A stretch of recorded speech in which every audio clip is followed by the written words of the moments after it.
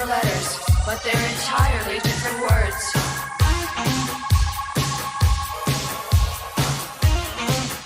Poor lonely computer.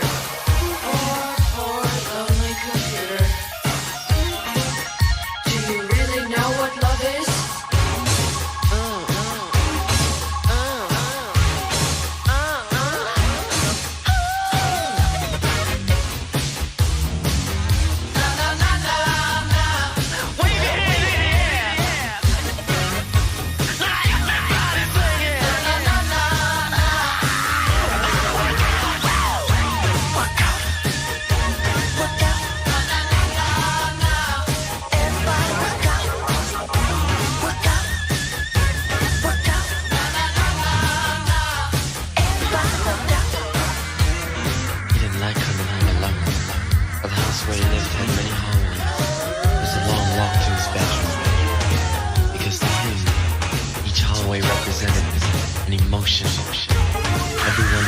Different from the next.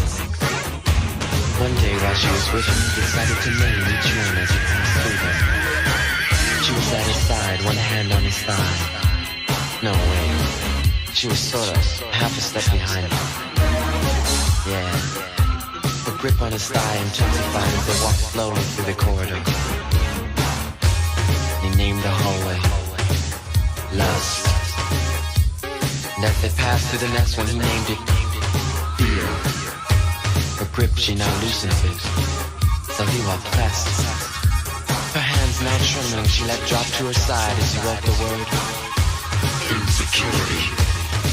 He looked in her eyes and smiled a demon smile and quickly walked on to the next.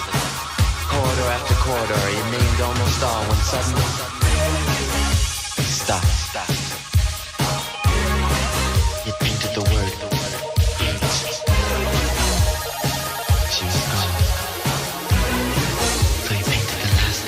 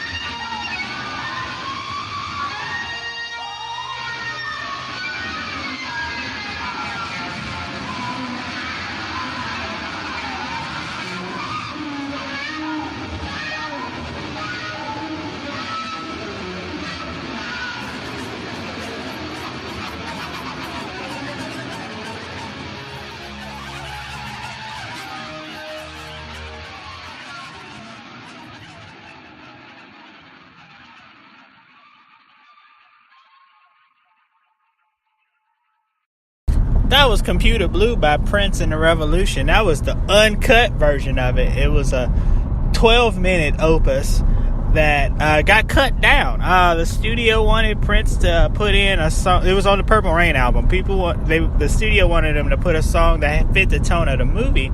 So he cut down this song to make space on the album because that's what you had to do back then. He cut down this song and wrote When Doves Cry, which, he listened to it, thought it was groovy, took out the bass, and then he got his second number one hit. So yeah, there's that. When Doves Cry has no bass in it. People confuse drums with bass all the time. You're a fucking idiot. Drums are not bass. But yeah. So yeah, Computer Blue is one of my favorite songs from the soundtrack Purple Rain, and yeah, there's that. Speaking of Prince and the color purple and all that stuff, and I get it. Prince gets personified with the color purple quite often, and I bought an amazing piece of art at WonderCon of Prince in the costume that I normally wear, and people always come. Here's a couple things that bother me about other people and Prince. One, when I'm dressed up as Prince, please stop asking me about fucking pancakes. Also, please stop asking me about playing basketball. If your only memory of Prince is a Dave Chappelle sketch, fuck you. Please don't come up to me with that. It's annoying as fuck. It's almost as annoying as people who call me Ron, which if you call me that, I will murder you. Anyway, but people always personify Prince with the color purple. However, Prince really didn't wear that much purple, especially after Purple Rain. Don't believe me? Look up any picture of Prince past 1984. He's not wearing that much purple. He got inducted into the Rock and Roll Hall of Fame wearing red. Not even red. He had like a red shirt on with a black suit. So it's not, I get it. He wrote the song Purple Rain. That was an album that came out 35 fucking years ago.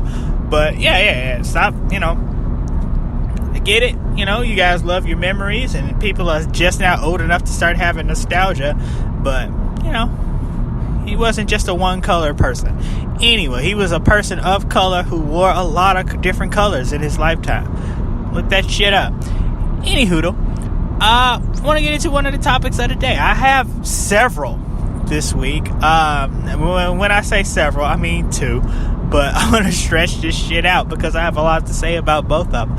First one, I'm going to talk about something I like to call tact. That's T-A-C-T. If you got your pens and paper out and you want to take notes with the show, tact. What is tact? Tact is knowing what to do and how to do it at any given time. A lot of people lack that skill. A lot of people do. It's very fucking annoying, too, when people lack tact. And I'm sorry I sounded like a Dr. Seuss book when I said that, when I had to rhyme it like that. I'm not a singy-songy, rhymey type person, but, it is how it is. Anyhoodle, a lot of people lack tact. What is tact? Again, it's knowing what to do and how to do it. It's knowing how to deal with people, how to communicate with people. Everybody communicates differently. Everybody learns differently. The importance of having tact is you'll be a lot more successful in your endeavors if you know how to, how to work it. You know what I mean? So why is having tact important? Because basically, to simplify it, it's basically picking your battles. Some people think that everything is important. Some people think nothing is important. You have to find an easy medium. You got to find that middle ground. Some things are more important than others. Some things are less important than others. You just have to figure out what is it about whatever subject that you're going for is important enough to have you advance in life. Some people nitpick all the fucking time. Nitpickers are fucking notorious for not having tact. Because say like, let's see. What's a good example? Say like, have you ever heard a child tell a story? Like, hearing a child tell a story can be one of the most adorable things in the world. It can also be one of the most time-consuming things in the world because children don't know how to tell a fucking story. They don't know how to go from point A to point B without going on 8 million fucking tangents and shit. You can go from A to B. You can go from A to F without going B, C, D, and E. You really can. There's shortcuts to these types of things, and you have to be tactful into knowing what parts to omit, what parts to get. What basically is getting to the fucking point, you know? And again, this is the second time I'm recording this episode. I was spitting some hot fucking fire when it came to this topic yesterday, and now I'm just reminded of, I have bullet points and shit in my head at this point, but we're gonna make this shit work, goddammit. Yeah, being tactful is just knowing what's important, knowing what you can omit. You know, it's being very strategic in the way that you communicate with people, the way you deal with people. Some people lack this fucking trait.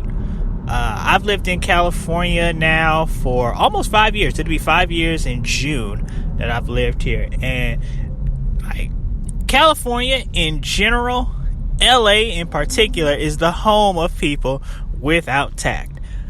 What do I mean? Well, obviously there's a lot of celebrities out here. Some people don't know how to fucking deal with celebrities when they meet them. If you're not a famous person, you meet another famous person, some people get all up in their face like the celebrity owes them some shit. These people are human fucking beings. Some people, like myself, very tactful about this shit. Earlier in the episode, I talked about how I met Seal. Now, how I met Seal at the Dave & Buster's, I basically saw this really gigantic African dude standing around, and then he turned around and I was like, holy shit, it's Seal. And in my head, I'm like, holy shit, it's Seal. But like on the outside, I'm like, oh shit, that's Seal over there.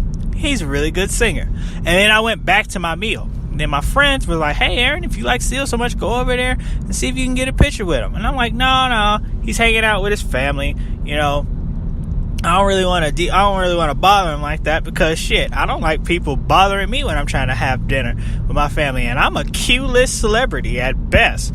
So like, I'm not gonna walk up to this dude who got Grammys and shit. He sang a video next to the bat signal and shit. I ain't got shit on Seal. You know, I ain't gonna walk over there. Plus, he's a big ass dude. He might flip the fuck out and give me a giant